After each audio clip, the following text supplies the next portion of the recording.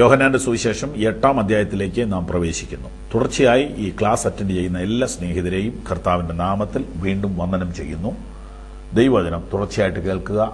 ഇത് കാലിന് ദീപമാണ്, പാതയ്ക്ക് പ്രകാശമാണ്, കണ്ണുകളെ പ്രകാശിപ്പിക്കുന്നതാണ്, പ്രാണനെ തണുപ്പിക്കുന്നതാണ്. ദർശനം, ഉൾക്കാഴ്ച, ഈ കാര്യങ്ങളിൽ നിങ്ങളെ സഹായിക്കുന്ന ഈ ബൈബിൾ പഠന പരമ്പര നിശ്ചയമായും മുടങ്ങാതെ കാണുക, കേൾക്കുക. ദൈവം നിങ്ങളെ സഹായിക്കട്ടെ. യോഹന്നാന്റെ സുവിശേഷം 8-ാം അധ്യായം, പേജ് നമ്പർ 100 തുറക്കാം. പ്രാർത്ഥിച്ചുകൊണ്ട് വിഷയത്തിലേക്ക് പ്രവേശിക്കാം. 8-ാം അധ്യായത്തിലേക്ക് കയറുന്നു. ഒരു നിമിഷം പ്രാർത്ഥിക്കാം. സ്വർഗസ്ഥ പിതാവേ, ഞങ്ങൾക്ക് വചനം വിളമ്പിത്തരുന്ന ഈ നല്ല സമയത്തിനായിട്ട് അങ്ങയെ ഞങ്ങൾ സ്തുതിക്കുന്നു. ഞങ്ങൾക്ക് ബുദ്ധിയും ജ്ഞാനവും തന്നല്ലോ. ഇത് ഗ്രഹിപ്പാൻ, ഇതനുസരിച്ച് ജീവിക്കുവാൻ കൃപ തരണം. യേശുവിൻ നാമത്തിൽ തന്നെ. വായിക്കാം. യേശുവോ ഒലിവുമലയിലേക്ക് പോയി. അധികാലത്ത് അവൻ പിന്നെയും ദൈവാലയത്തിൽ ചെന്നു. ജനമൊക്കെയും അവന്റെ അടുക്കൽ വന്നു. അവൻ ഇരുന്ന് അവരെ ഉപദേശിച്ചുകൊണ്ടിരിക്കുമ്പോൾ ശാസ്ത്രിമാരും പരീശന്മാരും വ്യഭിചാരത്തിൽ പിടിച്ചിരുന്ന ഒരു സ്ത്രീയെ കൊണ്ടുവന്ന് നടുവിൽ നിർത്തി അവനോട്, ഗുരു, ഈ സ്ത്രീയെ വ്യഭിചാര ക്രമത്തിൽ തന്നെ പിടിച്ചിരിക്കുന്നു. ഇങ്ങനെയുള്ളവരെ കല്ലെറിയണമെന്ന് മോശെ ന്യായപ്രമാണത്തിൽ ഞങ്ങളോട് കൽപ്പിച്ചിരിക്കുന്നു. നീ ഇവളെക്കുറിച്ച് എന്തു പറയുന്നു എന്ന് ചോദിച്ചു. ഇതവനെ കുറ്റം ചുമത്തുവാൻ സംഗതി കിട്ടേണ്ടതിന് അവനെ പരീക്ഷിച്ച് ചോദിച്ചതായിരുന്നു. യേശു കുനിഞ്ഞ വിരൽ കൊണ്ട് നിലത്ത് എഴുതിക്കൊണ്ടിരുന്നു. അവർ അവനോട് ചോദിച്ചുകൊണ്ടിരിക്കുമ്പോൾ അവൻ നിവർന്നു. നിങ്ങളിൽ പാപമില്ലാത്തവൻ അവളെ ഒന്നാമത് കല്ലെറിയട്ടെ എന്ന് അവരോട് പറഞ്ഞു. പിന്നെയും കുനിഞ്ഞ് വിരൽ കൊണ്ട് നിലത്ത് എഴുതിക്കൊണ്ടിരുന്നു. അവർ അത് കേട്ട് മനസാക്ഷിയുടെ ആക്ഷേപം ഹേതുവായി മൂത്തവരും ഇളയവരും ഓരോരുത്തരായി വിട്ടുപോയി. യേശു മാത്രവും നടുവിൽ നിൽക്കുന്ന സ്ത്രീയും ശേഷിച്ചു. യേശു നിവർന്ന് അവളോട്, സ്ത്രീയെ, അവർ എവിടെ? നിനക്കാരും ശിക്ഷ വിധിച്ചില്ലയോ എന്ന് ചോദിച്ചതിന്, ഇല്ല കർത്താവേ എന്നവൾ പറഞ്ഞു.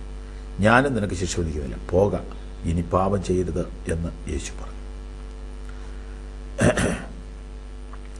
ലോകപ്രസിദ്ധമായ ഒരു സംഭവത്തിലേക്ക് ഇന്ന് നാം പ്രവേശിക്കും. നമ്മുടെ അസംബ്ലിയിലും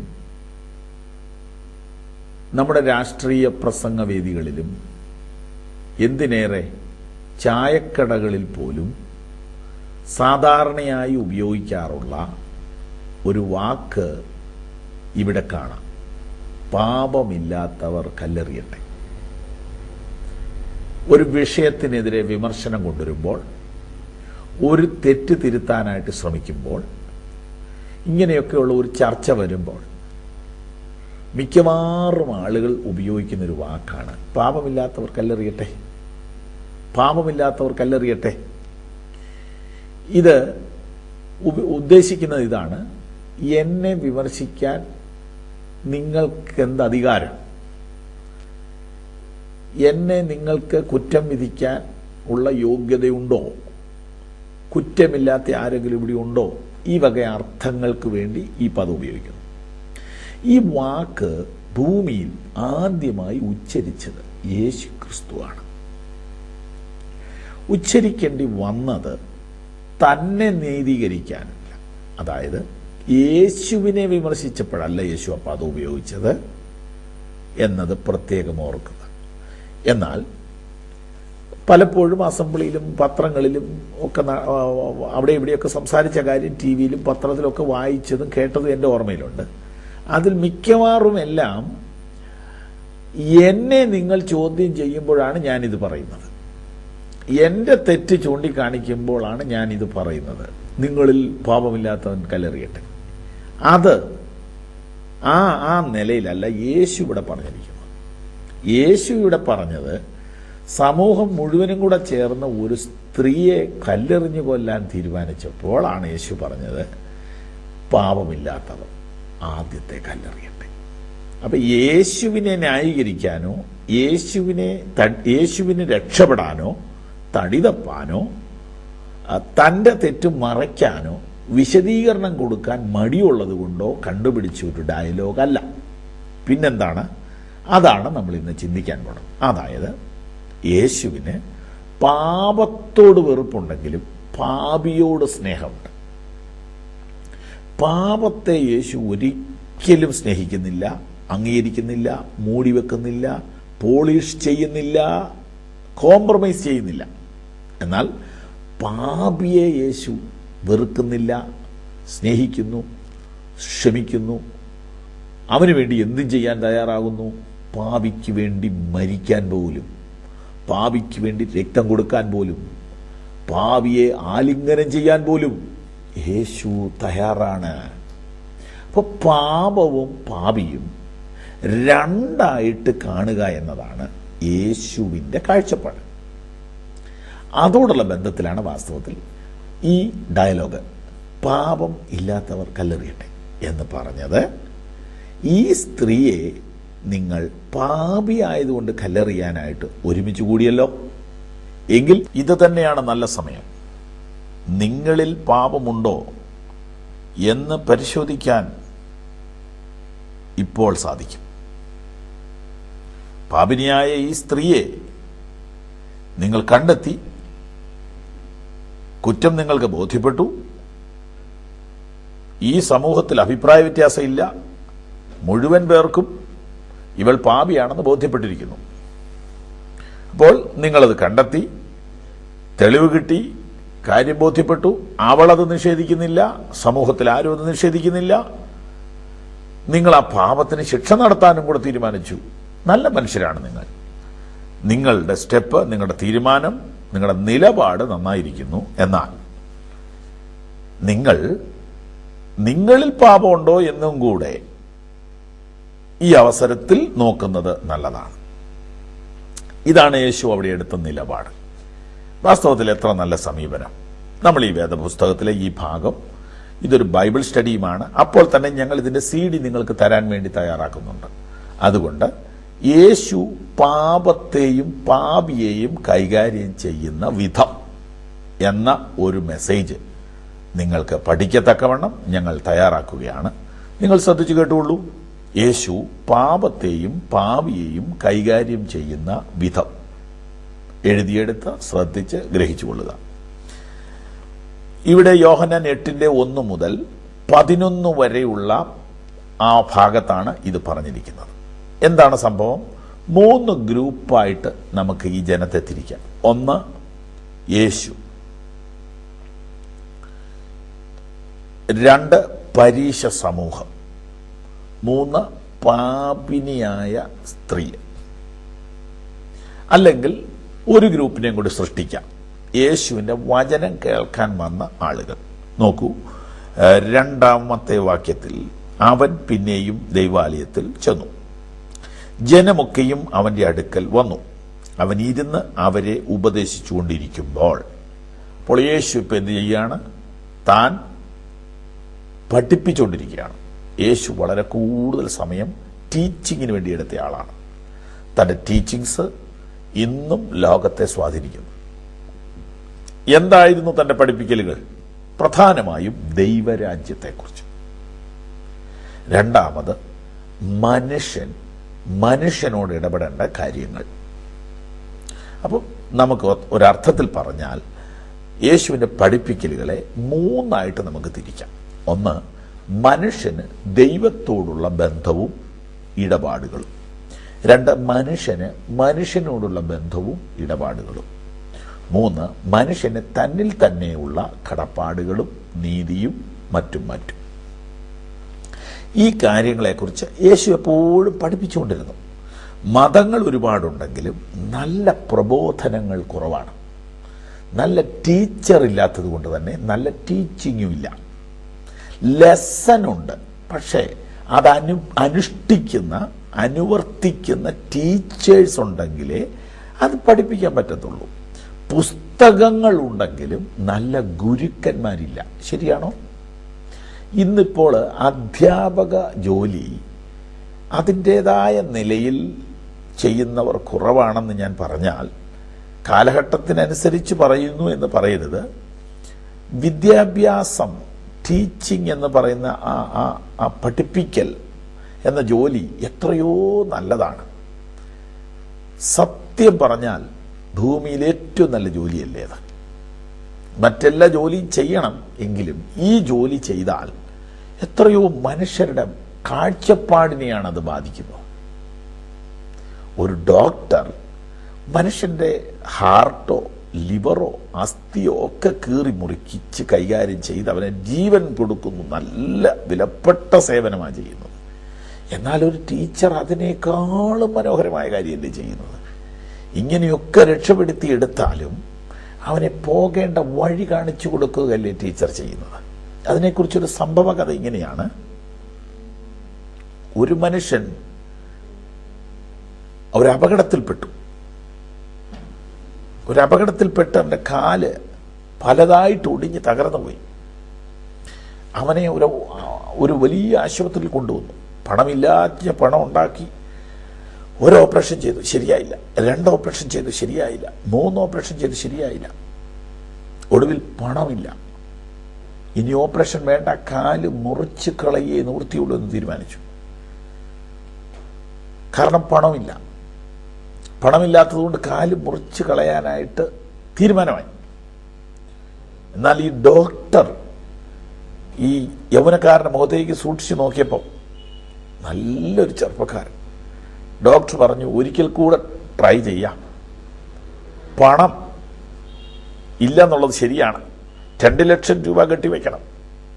പണമില്ലെങ്കിലും ഞാനൊന്ന് ട്രൈ ചെയ്യട്ടെ. ഒരു ജീവനല്ലേ, ഒരു യൗവനക്കാരനല്ലേ, അവനെ രക്ഷപ്പെടുത്തണമെന്ന ആഗ്രഹത്തിൽ ഡോക്ടർ പറഞ്ഞു, പണം ഉണ്ടാകുന്ന കാലത്ത് തന്നാൽ മതി, ഞാനൊന്നുകൂടെ ട്രൈ ചെയ്യാമെന്ന് പറഞ്ഞ് അയാളുടെ സ്വന്തം ചെലവിൽ ഒരു ഓപ്പറേഷനും കൂടെ ചെയ്തു.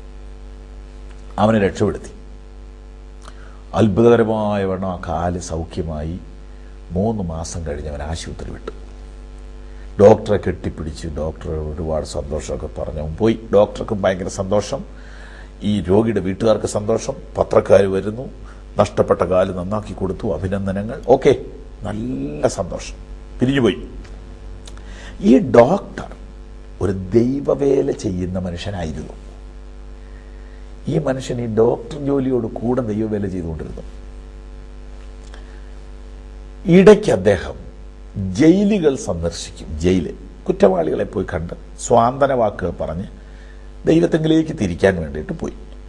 അങ്ങനെ ജയിലിൽ ചെന്നപ്പോൾ ജയിലിൽ കിടക്കുന്ന ഒരു ചെറുപ്പക്കാരൻ ഈ ഡോക്ടറുടെ മുഖത്തേക്ക് സൂക്ഷിച്ച് നോക്കിയിട്ട് ചോദിച്ചു, സാർ എന്നെ ഓർക്കുന്നുണ്ടോ? ഡോക്ടർ ജയിലിൽ കിടക്കുന്ന ആളുകളെ എല്ലാവരെയും അറിയത്തില്ല, ആരെയും അറിയില്ലല്ലോ. അതുകൊണ്ട് ഡോക്ടർ എല്ലാവരും ഒരുപോലെയാണ് കണ്ടത്. സാർ എന്നെ ഒന്ന് ശ്രദ്ധിച്ചു നോക്കൂ, സാറിന് എന്നെ മനസ്സിലായോ? എനിക്കിതിനെ മനസ്സിലായില്ലോ. പെട്ടെന്ന് അവൻ്റെ മുണ്ട് മാറ്റിയിട്ട് അവൻ്റെ കാല് കാണിച്ചു. സാർ ഇപ്പം എന്നെ ഓർക്കുന്നുണ്ടോ? ഉണ്ട്, ഞാൻ നിന്നെ ഓർക്കുന്നുണ്ട്. നിന്റെ കാല് 4 പ്രാവശ്യം ഞാൻ ഓപ്പറേഷൻ ചെയ്തതല്ലേ, നിന്നെ എനിക്ക് മറക്കാൻ പറ്റില്ല.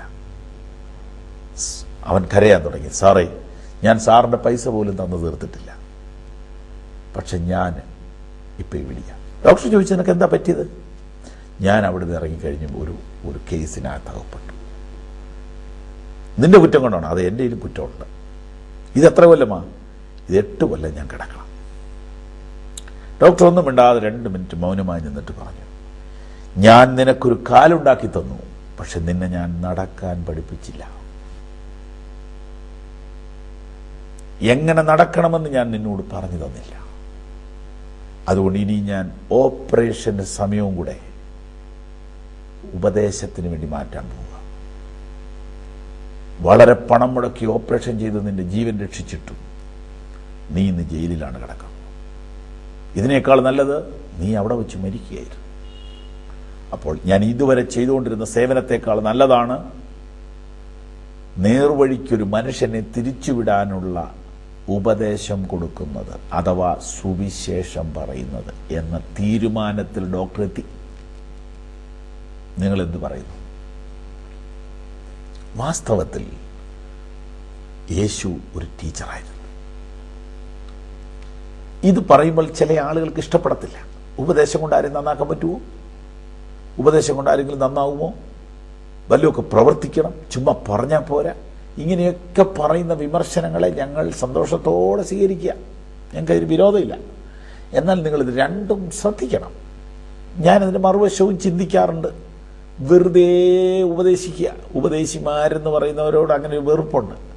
ജീവിതത്തിൽ ഒന്നും പകർത്തത്തുമില്ല, ഒരു ഉപകാരം ആർക്കും ചെയ്യത്തുമില്ല, ചുമ്മാ ഉപദേശം. അതിനെ ആളുകൾ എതിർക്കുന്നു, ഒക്കെ ഞങ്ങൾ അംഗീകരിക്കുന്നു. എന്നാൽ പ്രവൃത്തി എന്ന് പറയുന്ന ഏതെങ്കിലും ഒരു പ്രവൃത്തി എടുക്കുക, ആ പ്രവൃത്തിയുടെ ബലം അനുഭവിക്കുന്നവൻ അവൻ്റെ മനസ്സുകൊണ്ട് അവൻ എത്തേണ്ടിടത്തേക്ക് എത്താനുള്ള തീരുമാനങ്ങൾ എടുക്കുന്നില്ലെങ്കിൽ ആ പ്രവൃത്തി പ്രയോജനമില്ല. എന്നാൽ അവൻ്റെ കണ്ണു തുറപ്പിക്കുന്ന, അവൻ്റെ ഇരുട്ടുമാറ്റുന്ന സത്യം പറഞ്ഞു കൊടുത്താൽ, വെളിച്ചത്തിലേക്ക് തിരിച്ചാൽ ഏതൊരു പ്രവൃത്തിയേക്കാളും വലുത് ഇതാണ്. അതെ, ഇതാണ് യേശു ചെയ്തുകൊണ്ടിരിക്കുന്നത്. അപ്പോൾ യേശു ഒരു ഗ്രൂപ്പ് ആളുകളെ ഇരുത്തി തൻ്റെ ഉപദേശങ്ങൾ പറഞ്ഞുകൊണ്ടിരിക്കുമ്പോൾ ഇതാ ഒരു വലിയ ഗ്രൂപ്പ് ആളുകൾ വരുന്നു. യേശു എങ്ങനെയാണ് പഠിപ്പിച്ചത്? ഇന്ന് ഞാൻ ഒരു ടേബിളിൻ്റെ സഹായത്തോടെ ഒരു ചെയറിൽ ഇരുന്നു കൊണ്ട് ഞങ്ങളുടെ സഹോദരന്മാർ ചേർന്ന് ഒരു ടീമായിട്ട് ഞങ്ങൾ ഒരു ടെലിവിഷൻ, ഒരു ക്യാമറ ഉപയോഗിച്ച് ഇത് നിങ്ങൾക്ക് വേണ്ടി റെക്കോർഡ് ചെയ്ത് നിങ്ങളുടെ വീടുകളിൽ ടെലിവിഷനിലും CD-യിലും എത്തിക്കുകയാണ് ഞങ്ങളിത് ചെയ്യുന്നത്. എന്നാൽ യേശു എന്താ ചെയ്തത്? യേശു തറയിൽ മണ്ണിലാണ് ഇരുന്നത്. മണ്ണിലിരുന്നിട്ട് വട്ടം കൂടി ആളുകൾ ഇരിക്കുക, അവരെ പഠിപ്പിച്ചുകൊണ്ടിരിക്കുക. അങ്ങനെ പഠിപ്പിച്ചുകൊണ്ടിരിക്കുമ്പോൾ ഇതാ ഒരു ഗ്രൂപ്പ് ആളുകൾ ഭയങ്കര ശബ്ദബഹളത്തോടുകൂടെ വരുന്നു. നോക്കുമ്പോൾ എന്താണ്? അതൊരു വീഡിയോയിൽ എടുത്തിട്ടില്ല. എടുത്തിട്ടുണ്ടായിരുന്നെങ്കിൽ നമുക്ക് കാണാമായിരുന്നു. നോക്കുമ്പോൾ ആരാ വരുന്നത്? ഒരു സ്ത്രീ, മുടിയൊക്കെ അഴിച്ചിട്ട് കീറിയ വസ്ത്രവുമായിട്ട് ആളുകൾ ഉന്തി തള്ളി വലിച്ചിഴച്ച് ഒരു സ്ത്രീയെ മുന്നോട്ട് കൊണ്ടിടും. യേശു നോക്കുമ്പോൾ സംഭവം ഇതാണ്. യേശു ഈ പഠിപ്പിക്കുന്നതിനിടയിൽ പെട്ടെന്ന് നിലത്തേക്ക് കുനിഞ്ഞിട്ട് ഇങ്ങനെ എഴുതിക്കൊണ്ടിരുന്നു.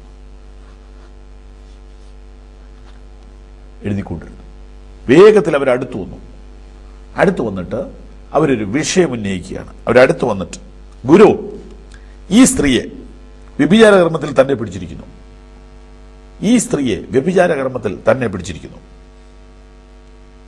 ഇങ്ങനെയുള്ളവരെ കല്ലെറിയണമെന്ന് ന്യായപ്രമാണത്തിൽ മോശ കൽപ്പിച്ചിരിക്കുന്നു. നീ ഇവളെക്കുറിച്ച് എന്തു പറയുന്നു? വിഷയം നിങ്ങൾ ശ്രദ്ധിച്ചല്ലോ. ഗുരു, ഈ സ്ത്രീയെ വ്യഭിചാരകർമ്മത്തിൽ തന്നെ പിടിച്ചിരിക്കുന്നു. ഇവളെ കല്ലെറിഞ്ഞു കൊല്ലണമെന്ന് മോശ കൽപ്പിച്ചിരിക്കുന്നു, ന്യായപ്രമാണത്തിൽ എഴുതിയിരിക്കുന്നു. നീ ഇവളെക്കുറിച്ച് എന്തു പറയുന്നു? അപ്പോൾ യേശു ആരാ?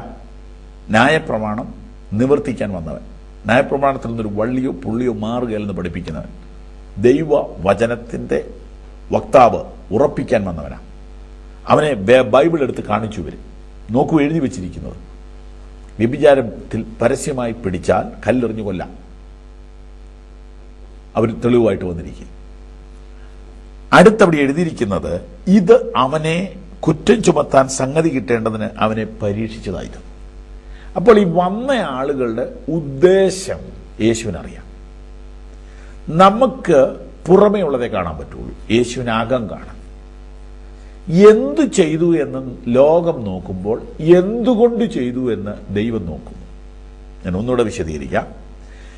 എന്തൊക്കെ ചെയ്തു എന്ന് ലോകം നോക്കുന്നു, എന്തുകൊണ്ട് ചെയ്തു അഥവാ അത് ചെയ്യാൻ അവനെ പ്രേരിപ്പിച്ച സംഗതി എന്താണെന്ന് ദൈവം നോക്കും. ഇവരിങ്ങനെ കൊണ്ടുവരിക, ഇവർ ചെയ്തത് നല്ല കാര്യമല്ലേ? ഇപ്പൊ മദ്യവർജനം എന്നും പറഞ്ഞുകൊണ്ട് ആളുകൾ വഴിയെ വരുന്നു, നല്ല കാര്യമല്ലേ? എന്നാൽ അവരത് ചെയ്യാനായിട്ട് റാലിക്ക് പോകുന്നത് കുടിച്ചാണോ എന്ന കാര്യം നമുക്ക് അറിയാൻ മേല. കാരണം ക്ഷീണം വരാതിരിക്കാനേ നടക്കും. അപ്പൊ സമൂഹത്തിലെ തിന്മ തുടച്ചു നീക്കാൻ വേണ്ടി പോകുന്ന ആളുകൾ അത് ചെയ്യുന്നത് നല്ല കാര്യമാണെങ്കിലും അവരെ അതിന് പ്രേരിപ്പിക്കുന്ന ഘടകം ഏതാണ്, അഥവാ ഇതിൽ നിന്ന് അവരെന്ത് പ്രതീക്ഷിക്കും, ഇതാണ് അറിയേണ്ടത്. അപ്പൊ ഇവരിതെന്തിനാ ചെയ്തതെന്നറിയാമോ? യേശുവിനെ കൊടുക്കാൻ. 7-ാം അധ്യായത്തിൽ യേശുവിനെ കൊല്ലാൻ തീരുമാനിച്ചിരിക്കുക. നമ്മൾ കണ്ടല്ലോ, 7-ാം അധ്യായം മുഴുവൻ കഴിഞ്ഞ ദിവസം ക്ലാസ് എടുത്തു. യേശുവിനെ കൊല്ലാനുള്ള സംഗതികൾ ഇങ്ങനെ നീക്കിക്കൊണ്ടിരിക്കുക. അപ്പോൾ യേശുവിനെ പിടിക്കാനൊരു നല്ല അവസരം. എന്താണ് അവസരം? ഒരു സ്ത്രീയെ കൈ കിട്ടി. അപ്പോൾ ഒരു സ്ത്രീയെ അവർ നോക്കി നടക്കുകയായിരുന്നെന്ന് തോന്നുന്നു. ഒരു ഒരു വിഷയം കിട്ടിയാലല്ലേ പിടിക്കാൻ പറ്റുള്ളൂ. എന്താണ് ഇവിടുത്തെ വിഷയം? പാപികളുടെ രക്ഷകൻ എന്നല്ലേ യേശുവിന്റെ പേര്? അതെ, ഇതാ പാപിനിയെ പിടിച്ചിരിക്കുന്നു, ഒരു പാപിയെ പിടിച്ചിരിക്കുന്നു. ഇവളെ കല്ലെറിഞ്ഞു കൊല്ലണമെന്ന് പുസ്തകത്തിൽ എഴുതിയിരിക്കുന്നു. അപ്പൊ കല്ലെറിയാതിരുന്നാൽ നീ മോശയുടെ പ്രമാണത്തെ എതിർത്തു. കല്ലെറിഞ്ഞാലോ പാപിയുടെ രക്ഷകനാണെന്ന് ഇനിയും പറയാൻ ഒക്കില്ല. കണ്ടോ, ഉത്തരം മുട്ടിക്കുന്ന ഒരു പ്രോബ്ലമാണ് കൊണ്ടുവന്നിരിക്കുന്നത്. സുഹൃത്തുക്കളെ, ഈ ക്ലാസ് നിങ്ങൾ രാവിലെ അറ്റൻഡ് ചെയ്യുമ്പോൾ ബൈബിൾ സ്റ്റഡിയോട് മാത്രം ഇൻട്രസ്റ്റ് ഉള്ളവരും ഉണ്ട്, എന്നാൽ അതിനകത്തൊരു സന്തോഷം സമാധാനമൊക്കെ കിട്ടാൻ വേണ്ടി വചനം കേൾക്കുന്നവരുമുണ്ട്. ഞാൻ നിങ്ങളോട് രണ്ടു കൂട്ടരോടും പറയട്ടെ, ഉത്തരം കിട്ടാത്ത ഒരു പ്രോബ്ലം, ഒരു പ്രശ്നം നമ്മുടെ മുമ്പിൽ വന്നാൽ അതിന് കൃത്യമായ ഒരു വഴി കാണിച്ചു തരാൻ യേശുവിന് കഴിയുമെന്നും കൂടി ഒരു മെസ്സേജ് ഇതിനകത്തുണ്ട്. എനിക്കോ നിങ്ങൾക്കോ ഇതിനൊരു ആൻസർ ഇല്ല. കാരണം യേശു ആരാണ്? ന്യായപ്രമാണം നടത്താൻ വന്നവൻ. ജില്ലാ കലക്ടർ നിയമം ലംഘിക്കാൻ പറ്റുമോ? ഇന്ത്യൻ പ്രസിഡന്റ് ഭരണഘടനയ്ക്ക് വിരുദ്ധമടിച്ച് പറയാൻ പറ്റുമോ? ഒരു പക്ഷേ പ്രതിപക്ഷത്തിരിക്കുന്ന ഒരാൾക്കോ അല്ലെങ്കിൽ വഴിയെ നടക്കുന്ന ഒരാൾക്കോ നിയമലംഘനം നടത്താം. കാരണം ആരും അറിയുന്നില്ല, അറിഞ്ഞാലും അതിനൊരു ഒരു ഒരു ഒരു മര്യാദയുണ്ട്. എന്നാൽ നിയമം സൂക്ഷിക്കേണ്ടവർ, നിയമം കാക്കേണ്ടവർ, നിയമത്തിന്റെ പരിപാലകർ പരസ്യമായി നിയമലംഘനം നടത്തിയാൽ ആ വ്യക്തിയെ പിന്നെ കോടതി പോലും അറിയാതെ ശിക്ഷിക്കാം, ഇല്ലേ? അപ്പം ലോകത്തിൽ ദൈവത്തിന്റെ വചനമാണ് ബൈബിൾ, ന്യായപ്രമാണം.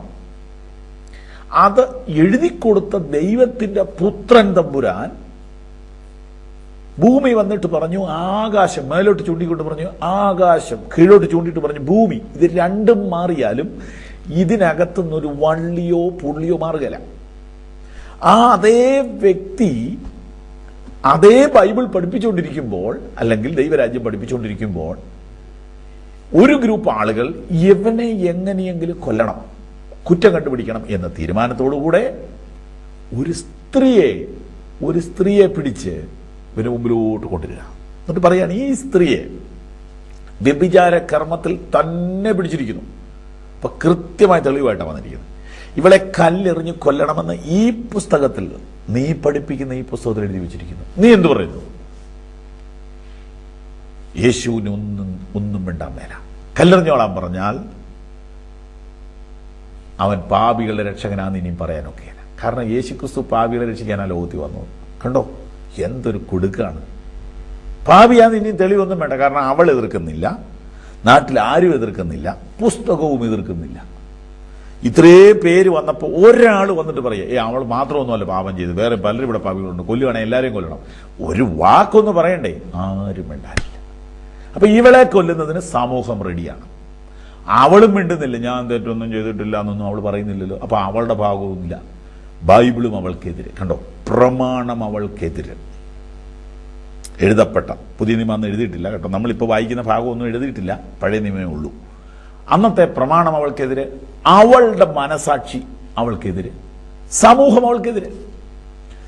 യേശു മാത്രം ഇനിയിപ്പോൾ ഇതിൻ്റെ ഒരു തീരുമാനം പറയണ്ട. സമൂഹം നിനക്കെതിരാകുമ്പോൾ, നിന്റെ മനസാക്ഷി നിനക്കെതിരാകുമ്പോൾ, നിന്റെ മതവും നിനക്കെതിരാകുമ്പോൾ നിന്നെ സഹായിക്കാൻ ഒരുവനുണ്ട്. അവന്റെ പേരാണ് യേശു. യേശുവിന് മുമ്പ് വിഷയം വന്നു, എന്തെങ്കിലും ഒന്ന് പറഞ്ഞേ പറ്റത്തുള്ളൂ. യേശു എറിയാൻ പറഞ്ഞില്ല, എറിയേണ്ടെന്നും പറഞ്ഞില്ല. യേശു എന്താ പറഞ്ഞത്? നിങ്ങൾ ബൈബിൾ നോക്കൂ. യേശു മറുപടി പറയുകയാണ്, നിങ്ങളിൽ പാപമില്ലാത്തവൻ അവളെ ഒന്നാമത് കല്ലെറിയട്ടെ. ഒറ്റ വാക്കേ ഉള്ളൂ. നിങ്ങളിൽ പാപമില്ലാത്തവൻ അവളെ ഒന്നാമത് കല്ലെറിയട്ടെ. എന്തെല്ലാം സന്ദേശങ്ങൾ അതിനകത്തുണ്ട്. മറക്കാതെ അടുത്ത ദിവസം കേൾക്കണം. ഇത് ഞാൻ വിശദീകരിക്കും. നിശ്ചയമായി ഇത് നിങ്ങൾ കാണണം. നിങ്ങളിൽ പാപമില്ലാത്തവൻ ഒന്നാമത് ജോലി അവർക്ക് കൊടുത്തിരിക്കുക. നിങ്ങൾ എവിടെയുള്ള നോട്ടം നിർത്തിയിട്ട് നിങ്ങളിലേക്ക് നോക്കണം. നിങ്ങളുടെ മുഴുവൻ കണ്ണുകളും ഇവളിലേക്ക് ഫോക്കസ് ചെയ്തിരിക്കുകയാണ്. ക്യാമറ നിങ്ങൾ തിരിച്ചു പിടിക്കൂ. നിങ്ങളുടെ അകത്തേക്ക് ആ ലൈറ്റ് അടിക്കൂ. നിങ്ങളുടെ പാപത്തെക്കുറിച്ച് നിങ്ങൾ ഒരു നിമിഷമെങ്കിലും ചിന്തിച്ചിട്ടുണ്ടോ?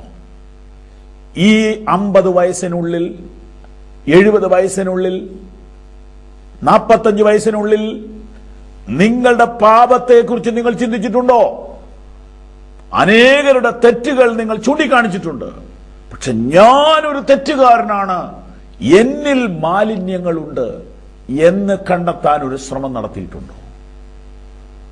ഒരു കൈയുടെ വിരൽ മറ്റൊരാളുടെ നേർക്ക് ചൂണ്ടുമ്പോൾ കുറഞ്ഞ പക്ഷം 4 വിരലുകൾ നിങ്ങളുടെ നെഞ്ചിന് നേരെ ചൂണ്ടുന്നുണ്ട് എന്ന സത്യം നിങ്ങൾ മറക്കരുത്. ഇതാ ഒരു സമൂഹം മുഴുവൻ ഒരു സ്ത്രീക്ക് നേരെ വിരൽ ചൂണ്ടുന്നു. യേശു നേരെ തിരിച്ചു വെച്ചു കൊടുത്തു. ഒരു സെക്കൻഡ് നിങ്ങളെ തന്നെ പരിശോധിച്ചിട്ട് നിങ്ങൾ പെർഫെക്റ്റ് ആണ് തോന്നുകയാണെങ്കിൽ എറിഞ്ഞോളൂ. ഇപ്പം ഇവിടെ നിർത്തണം, കാരണം ഇതൊരു ടെലിവിഷൻ പ്രോഗ്രാം അല്ലേ, സമയം നമ്മളെ അനുവദിക്കുന്നില്ല. എന്നാൽ നിങ്ങൾ നാളെ കൃത്യമായി ഇത് കാണുക, ഇതിൻ്റെ CD-യും നിങ്ങൾ വാങ്ങി കേൾക്കുക. പ്രാർത്ഥിക്കാം. പ്രിയ കർത്താവേ, ഞങ്ങളെ തന്നെ കാണുക എന്ന ആ സുപ്രധാന സന്ദേശത്തിനായിട്ട് ഞങ്ങൾ അങ്ങേക്ക് നന്ദി പറയുന്നു. ഞങ്ങളുടെ കണ്ണുകൾ ഒരിക്കലും ഞങ്ങളെ കാണാവുന്ന പോലെ അല്ലോ, ഞങ്ങളെപ്പോഴും മറ്റുള്ളവരെ നോക്കുകയാണ്. എന്നാൽ ഞങ്ങളിലേക്കൊന്ന് നോക്കുവാനുള്ള ഈ നല്ല അവസരത്തിന് ഞങ്ങൾ നന്ദി പറയുന്നു പിതാവേ. ഞങ്ങളെ തന്നെ കാണാൻ ഞങ്ങൾക്ക് സ്വയമേ കഴിവില്ല, ആകയാൽ അങ്ങ് ഞങ്ങളെ അതിന് സഹായിക്കണമേ. ഉത്തരം കിട്ടാത്ത ചോദ്യത്തിന് നടുവിൽ ഉത്തരം തരാൻ കഴിവുള്ള യേശുവേ, അങ്ങയുടെ മുഖത്തേക്ക് ഞങ്ങൾ നോക്കുന്നു, ഞങ്ങളെ സഹായിക്കണമേ.